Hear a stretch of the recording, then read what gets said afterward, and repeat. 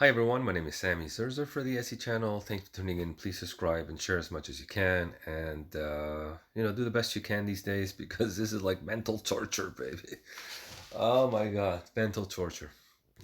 Staying one. It's been 2 weeks. I've been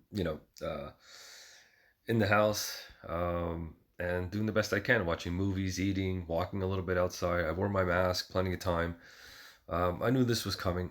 And the blame really goes to the Chinese government, not the people, the Chinese government. Whether it was a mistake or not, a bioweapon, whatever it is, it's their mistake. But also the World Health Organization also has to be blamed because they were there about a month ago.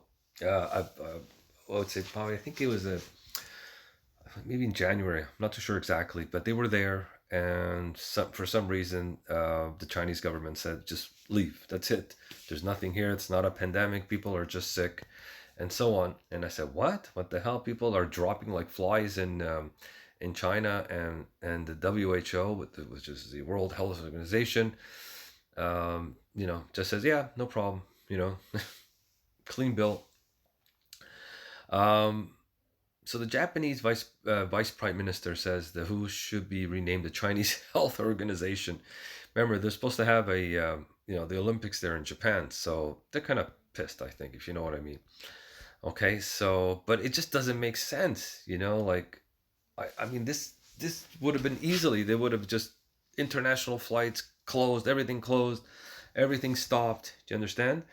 So basically, the Japanese deputy prime minister and pro-Taiwan advocate Taro also had some harsh words for the World Health Organizations. Me too, I do have. And its compliance with the Chinese Communist Party propaganda on Sunday. Remember, they want to blame the whole world. They want to blame everybody, and they look like friggin' stars now. You know. And what I don't understand is how does the United States surpass China in numbers? I mean, impossible, like totally impossible. It all started in Wuhan in China. I mean, and Beijing, really, Beijing wasn't even affected at all. So obviously there's something there, if you know what I mean. So this says, although the details are murky, the WHO's previous director and general was a Chinese national. That was before. And now at least the petition that they gathered, and I think it was in Japan, hundreds of thousands of signatures. I would say about 500,000 signatures. I'm sure it's a lot more than that now. They want the head of the WHO to resign because that was a huge mistake. They took China at their word. Obviously, they lied. So look, we're in a, look, we're locked down. It's crazy. Half, I would say, I don't know, three-quarters of the population of the world is locked down practically. I don't find that normal. This is, I'm sure this is what the globalists want. If the coronavirus doesn't, or the Wuhan virus doesn't kill us, it's depression, alcohol, or staying with your wife and like in the house all day, and there's going to be some divorces and all, God forbid, but let's be positive. Let's maybe this is a time to calm down, relax, and spend time with your kids and all. So here, people think that the World Health Organization should be change its name. It shouldn't be called the WHO. It should be called the Chinese Health Organization (CHO). This appeal is truly resonating with the people, and I think they're right. And I think they're right. There's something about the WHO connected with China, the globalists, and this is just not normal. The way it spread it so fast in Europe, Italy, especially Spain. There's just so many people in Italy because I think there's all these workers from China that do work in the north of Italy, and all these manufacturers, instead of building it in China, all these low wage workers from China are building, manufacturing all this stuff in north of Italy. That's why they have so much of the coronaviruses infected, because they were going back and forth, it looks like, for their the Chinese New Year. So they brought it to Italy. Well, early on, the WHO had not insisted to the world that China had no pneumonia epidemic, which is true. Then everybody would have taken precaution.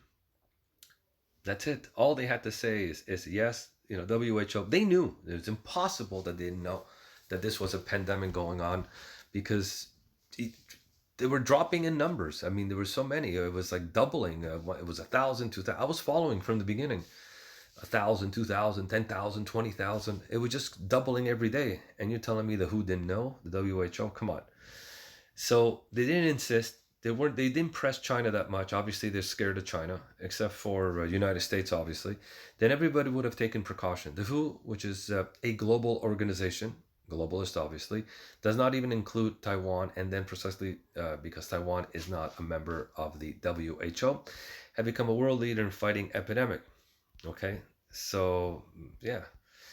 After the statement is made, CCP jumps on correct. It says Taiwan is a region, not a country. Okay, so this is the video if you guys want to see it. The WHO has come under intense criticism for essentially acting as the medical propaganda wing of the CCP, the Russian. The change.org petition referenced by Taro Aso, the Japanese Deputy Prime Minister, lays out the timeline case for the Director General to be removed for spreading Chinese propaganda. Okay, the same thing. The Chinese were blaming the U.S. military. On January 23rd, 2020, Tedros, the head of the WHO, declines to declare China virus outbreak as a global health emergency. Okay, and by that time, I made videos in the middle of. You can check my videos. I was already warning something is really wrong, because we saw videos coming from China. People were dropping like flies. People were sick. They were in lockdowns. Um, so the WHO did decline to declare China virus outbreak as a global health emergency. Obviously for business. Maybe somebody got paid off. I don't know. It's my opinion. As we all know, the coronavirus is not treatable at the moment. The number of affected deaths present has more than 10 times the amount, obviously more. So we strongly think that Tedros, the head of the WHO, I can't pronounce his name, is not fit for his role as WHO Director General. It's true. They failed. They actually failed. Because all they had to say was declare China an outbreak. That's it. Everybody would have taken precaution. Flights would have stopped.